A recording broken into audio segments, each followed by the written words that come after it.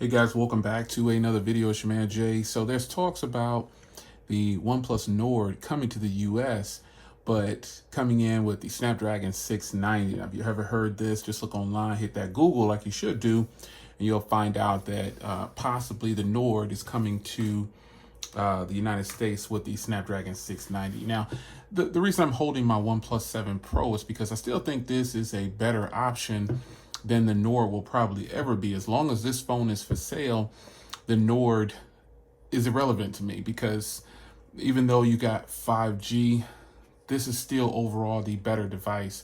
Now, if the Nord does in fact come to the US, I'll probably buy it just to test it out. I have no hands-on time with it. However, I'm sure it's probably a fast device. I'm sure it's probably a solid device. I've seen something about the device. Now, I did check out the cameras on the Nord through vicariously through other YouTubers who are fortunate enough to get these devices and use them for 2 weeks in advance prior to launch. But I check out the photos and I started to look online, and I think pretty much this is the same routine with OnePlus. They promise these fantastic cameras and then they don't deliver. This device right here, in my opinion, has better cameras than my OnePlus 8 had. So I got rid of the OnePlus 8 and then I went back and bought the unlocked version of the this 7 Pro.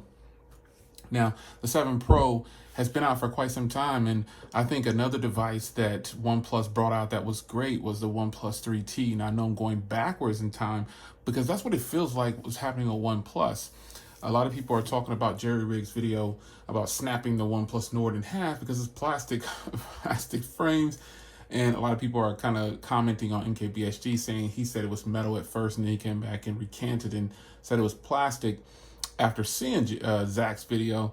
So, you know, all that to me doesn't really mean anything. I think the device is probably a sweet device, but is it good enough to tackle the likes of this device, to beat up on this device and just going spec for spec? Because a lot of people focus on specs. I say no.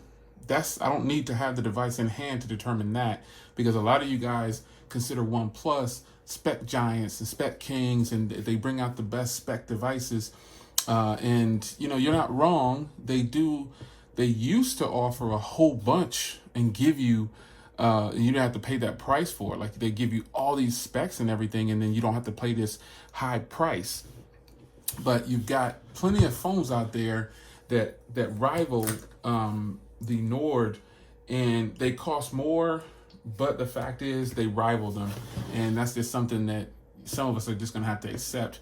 The Nord may have a low price, but a device that I'm actually waiting on to, I guess, battle or defeat the Nord doesn't have any titles as far as I can see, but just people raving about how it's so great at a low cost, and they don't have it yet. So a device that I know will definitely be good is the Pixel 4a. Now, there are rumors that the Pixel 4a is getting ready to launch on August 3rd, and at the recording of this video, it's July 29th. So this will be interesting to see if Google, in fact, does bring something to the table that's going to be good. Now, processors inside and all these different things, they mean about this much to me at this point because performance is key, optimization is key. I've got devices that are just low in specs, if you will, and they're very good. They're solid devices. So wanted to go ahead and point that out to you guys. The Nord is supposed to be coming to the US.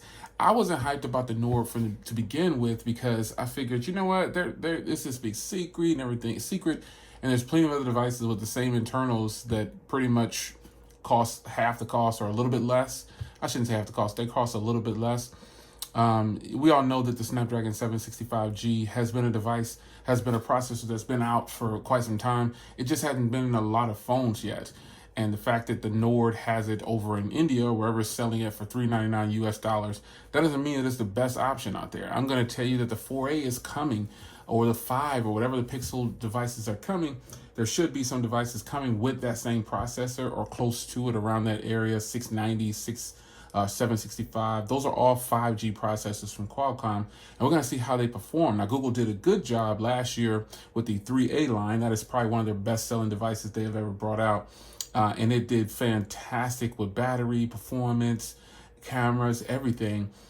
So I'm curious to see how that is going to stack up for Google when they finally decide to release this device. rumors and everything, that doesn't mean anything if the device isn't out yet. So the Nord, supposedly, folks, is going to come to the US. This is my OnePlus 7 Pro.